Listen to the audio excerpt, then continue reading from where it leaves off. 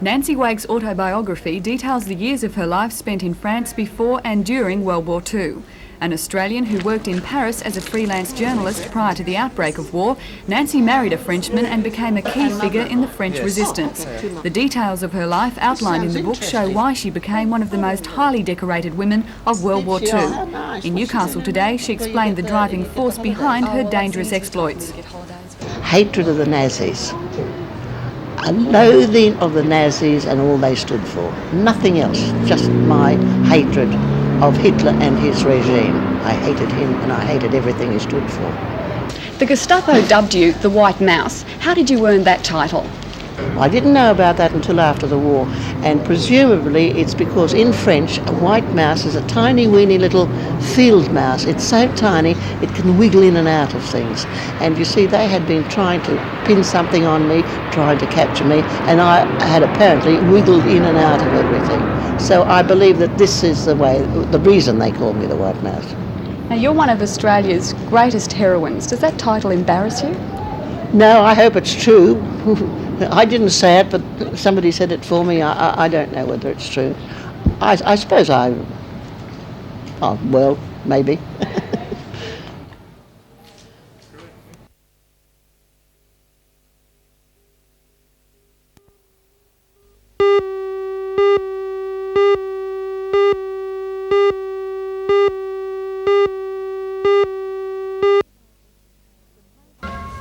The play by Edward Albee is set in the American New England area and written in 1962. This Newcastle production, however, is set in the 1980s. Lindy Davies as Martha and Vic Rooney as George are the main characters, with Anne Tierney and Lee Rice as the young couple Honey and Nick who come to visit. It's about love and it's about conflicts between people.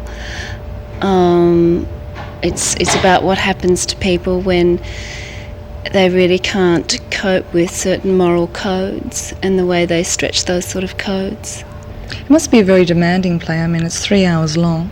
Yes, it's very demanding. Not so much for me, also for the main characters, George and Martha, Lindy Davies and Vic Rooney. Vic's on stage for nearly the full 3 hours.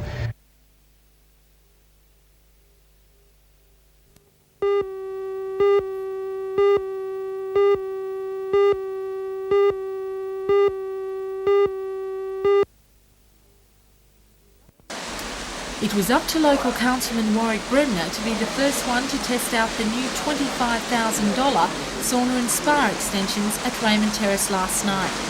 The Indoor Sports and Community Centre has been open since August last year and offers a wide variety of facilities to its members and patrons. Manager of the centre, Paul Hughes, says that the new facility will be well used. There's no other facilities of this nature in this region, so as an improvement to our fitness facilities such as our aerobics classes and gymnasium, it's definitely been a required thing for all our patrons. The Sports Centre is the only one of its kind in the Port Stephens Shire, and according to management, the fitness boom is on the increase. It sure is. We're turning over about 10,000 people per month through this area, so numbers are increasing every month, and we're very happy with the way it's going.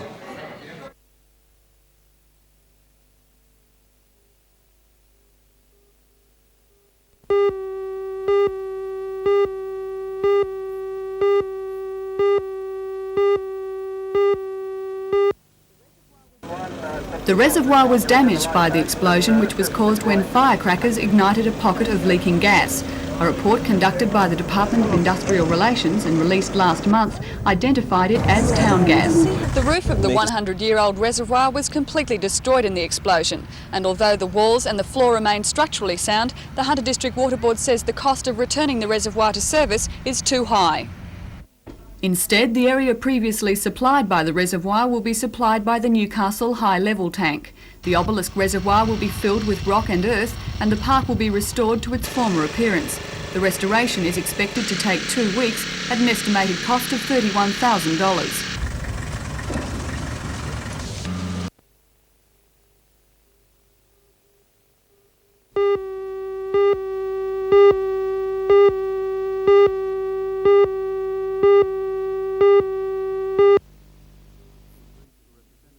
10 breeds were represented in the lineup of over 200 head, and among them, some of the most highly praised and prized of their breed in the land. The judging for the Supreme Champion Beef Bull was an exciting tussle, with a large gallery of onlookers showing their appreciation of the cattle by their undivided attentiveness. Emerging victorious was this 1,100-kilogram monster, the Simmental Canciller Lucien, who also celebrated his 3rd birthday today. Bred and exhibited by Bill Armand of Jerry's Plains, Lucien showed outstanding growth for age, scale and muscling, and none of the rigours of a 17-hour truck trip back from the Melbourne Royal Show last week, where he was judged the best Australia has to offer. The win in Melbourne was a tremendous thrill, it really was. We thought we'd do reasonably well, but to get right up on top in the second biggest showing of Simmental's in Australasia, it was a tremendous. And his future? No doubt there's some cows that'd love to meet him. Yes, I would say so. That's his future, and the immediate future will be that for sure. Shortly after the conclusion of the beef judging, Lucien headed a Grand Parade lineup of beef cattle and horses of all shapes, sizes and colours that clearly was a joy to behold. The show was officially opened then by the chairman of the board of directors of NBN Limited, Mr John Peshar, who praised not only the quality of the exhibits but also the energy of the show committee and the support of the district in putting such a magnificent rural exhibition together.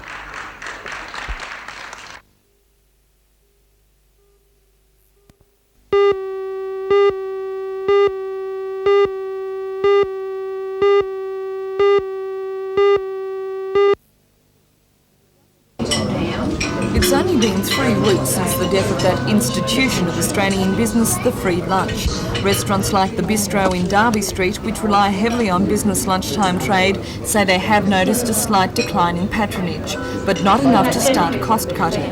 They say they're looking at diversification, and in the future, more and more restaurants will have to either cater outside or depend on functions such as special occasion luncheons and wedding receptions to balance the books. Newcastle CES manager Ian Sinclair says there hasn't been any marked decline in vacancies in the entertainment industry, and a recent survey of employers didn't indicate an intention to lay off staff in the near future. Most restaurateurs say that the real effect of the demise of the free lunch won't happen, if at all, until after Christmas.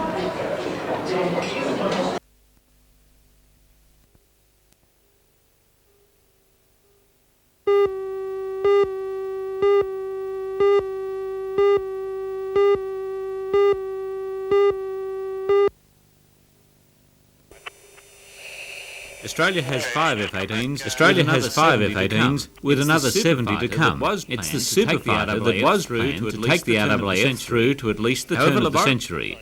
However, laboratory testing has now uncovered a design fault which, if not corrected, could shorten the aircraft's life to 7 or 8 years. What they reveal is that the anticipated span of some 6,000 hours of operation is not going to be achieved with this element of the current design. And possibly it may be as low as, in terms of our usage, 7 to 8 years of use of the aircraft. So our concern is that we should be able to obtain a modification of those aircraft that we have or are about to get, to ensure that this problem is ameliorated, and to ensure that subsequent aircraft that we get have them redesigned in such a way that the problem doesn't arise. Although the F-18 was not taking part in exercise Coral Sea, the combined Australian-American air defence exercise centred on Williamtown, the $25 million aircraft quickly became the centre of media attention when the results of fatigue testing by the United States Navy were announced. Although the base was inundated with high-level RAAF officers and Defence Department officials, no one was too keen to talk about the problem, which has been known for 4 months. However, engineers did point out the general area where laboratory testing has uncovered potential cracking. Today's announcement doesn't, of course, mean that the wings are about to fall off the F-18s. The authorities in America and in Australia have pointed out very clearly that the cracks have not developed in aircraft that are flying, only in those undergoing fatigue tests. They put a full aircraft on a series of jacks and bounce the wings up and down, take them out to hours that won't be experienced by aircraft in Australia for at least 7 or 8 years. But clearly there is a problem there, and very clearly the government, quite rightly, wants it fixed free of charge by McDonnell Douglas. But while the Australian government prepares to do battle with McDonnell Douglas, the Air Force of Blue Land is engaged in a desperate fight with airborne invaders from Orange Land. as Operation Coral Sea continued in the skies over Williamtown. F-111 and American F-4 Phantom base made repeated strikes at Williamtown, which is being defended in the air by American F-15 fighters and the RAF and Mirages. The F-15 Eagles at Williamtown are from the United States Strategic Air Wing based in Okinawa. The object of this exercise is to study the different aircraft and the different combat techniques. The scenario of the exercise also seems to be aimed at demonstrating how the RAF needs AWAC, early warning aircraft. Blue Force has an AWAC known every second day, and the odds are that when the kills are counted, the results will show that it was the AWAC which won the war.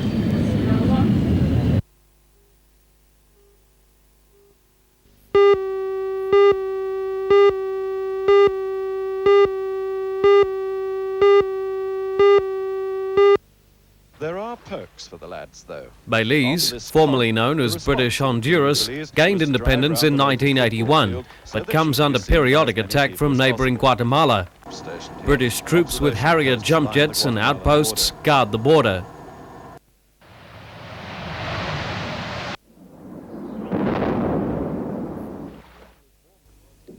The Queen was warmly welcomed everywhere she went, surviving the heat sometimes better than the locals. Back in Britain, Margaret Thatcher received a standing ovation at the Conservative Party convention. The occasion marks her 10th year as leader. With calls for another 10 years, it was a marked contrast with last year, when a bomb blast shattered the convention hotel in Brighton.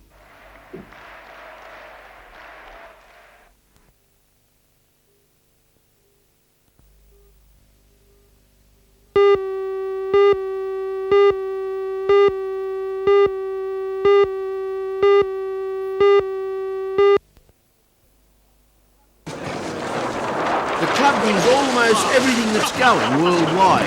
In the Pacific titles at Enoshima in Japan, the site of the 1964 Olympics after 4 heats, the Toronto boat Dad's Lads, sailed by former top 16-foot skipper Gary Brunnages and Greg Gardner, leads on 11 points.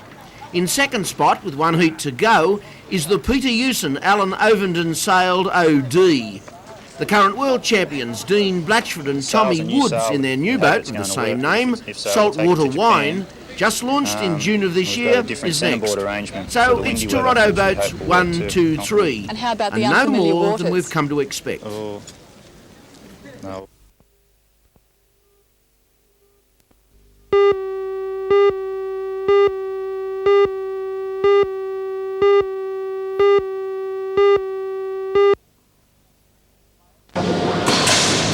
Players who will guest will decide tomorrow night at the House Out Centre today, coaching some of the area's young talent. Test all-rounder Greg Matthews was effervescent in his approach as usual and was obviously a hit with the kids as he handed out hints on the game. The Super Twins, the War Brothers, were also there, showing the youngsters a trick or two with the willow. Steve, you'll be looking forward to a good season, and the press is starting to build you as a bit of a wonder boy. Is that pressure on you to perform? Well, I try not to look at the papers too much, but there is a little bit of publicity at the moment. But at the moment, I'm just trying to cement my spot in the Shield side. Well, you had a very good final last year in the Shield side and a successful season, I believe, in England. Yeah, I went over there and played for Essex on the SO Scholarship. I scored over 1,000 runs for Essex and took a few wickets, so I was pretty happy with the form over there. Well, New South Wales is the defending champions of the Cup and also the Shield. It's going to be difficult, though, with Imran Khan, Johnny Dyson, Steve Smith and Steve Rickson out. Are you able to cover those gaps? I think we will be able to, yeah. We've got Greg Dyer for Steve Rickson. Of course, Steve Rickson was a great player, but I think Greg Dyer is a very good player and he'll cover that more than adequately. The opening batting position, we've got 4 or 5 young blokes, Steve Small, Trevor Chappell, so I think we'll be right there too. Okay, and Dave Gilbert, of course, just really coming into his own now, isn't he? Yeah, that's right. He's looking for a big season this year, and if he does well, he's got a permanent spot in the Australian side.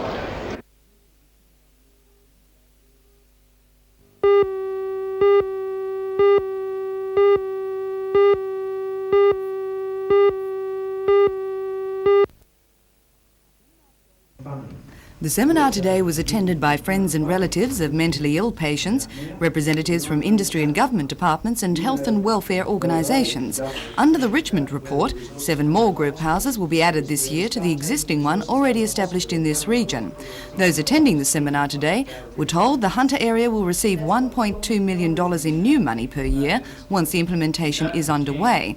As well, when a patient is moved out of an institution, 65% of that cost will then be allocated to community services then undertaking that patient's care.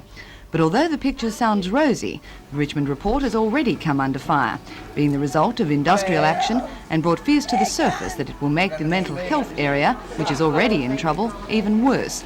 Tim Wootton from the Richmond Implementation Unit, however, doesn't feel it's a losing battle. We've had a very positive response to the implementation of the Richmond report. We've had a highlighting of some of the problems that exist in our community for people who suffer from mental illness, but a clear recognition that this is a new initiative of the government that's put new resources into mental health services. What would you say were the main problems expressed in the meeting this afternoon? The problem with the services being coordinated between the different people that provide services, the non-government sector, the hospital services, the community-based services. We're working through the Regional Advisory Council to make sure that we can get that coordination, and by the time the program is implemented in 5 years' time, we would hope that we have a network of services that people can be cared for in a service that's appropriate to their need.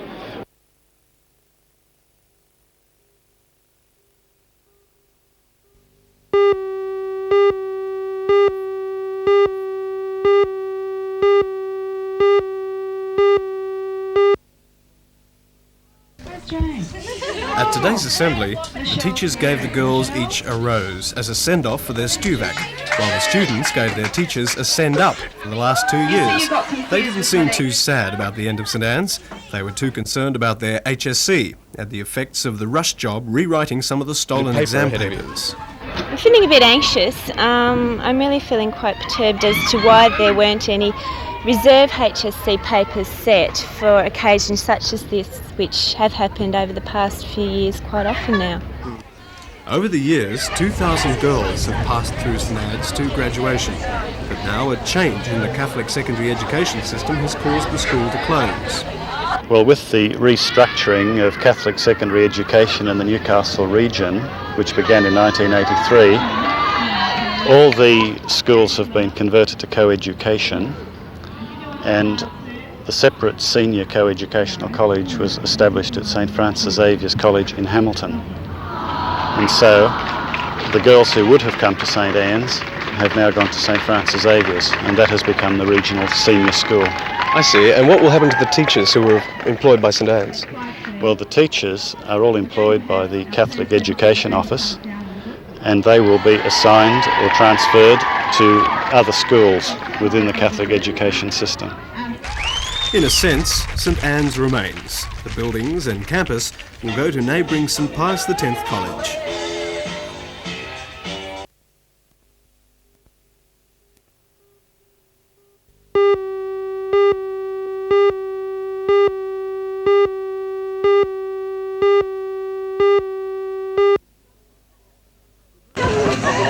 The group of 6 left Newcastle today to represent New South Wales in the Interstate Challenge Games this weekend in Sydney.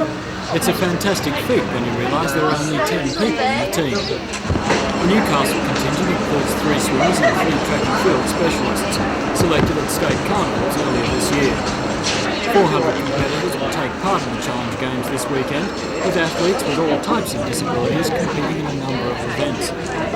Local organiser Leon Burwell is expecting a strong performance from our competitors. As an area, Newcastle is very strong in the state, completely in the intellectually handicapped, as these people have been practising for quite a number of years now. Right. And they are a strong team within the state. How well do you think they'll go at these games? We should do very well in the games, particularly with our swimmers who are swimming almost up to the state and Australian normal times for competition.